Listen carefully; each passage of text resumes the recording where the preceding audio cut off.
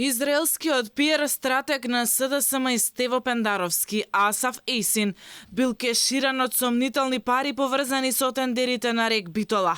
Подпредседателот на ВМРО ДПМН Александар Николовски, повикувајќи се на кредибилни информации на партијата, обелоденува злоупотреба со скандалозно исплаќање на Ейсин од страна на Ковачевски и Пендаровски. До нас стигаат кредибилни информации дека ова лице е плаќано на рака, односно во кеш, од средства кои што се сомнително прибавени од страна на политичката партија СДСМ, најчесто тендерите во рек Битола, за кои што јас лично зборував во изминатиот период.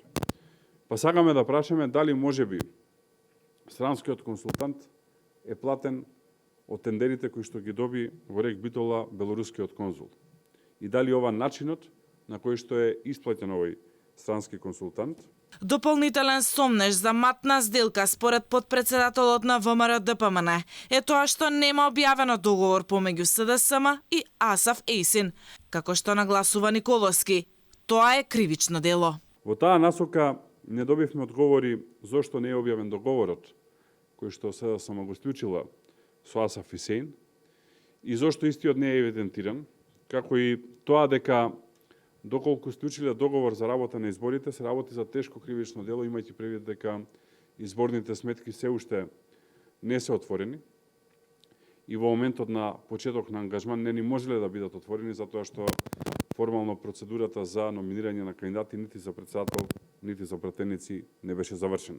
Николовски вели дека јавноста заслужува транспарентен одговор за што служи Асаф Ейсин, но наместо тоа добила конфузни одговори. Од една страна од кабинетот на Пендаровски соопштија дека тој се среќавал со израелецот, но не бил негов консултант, туку на СДСМ.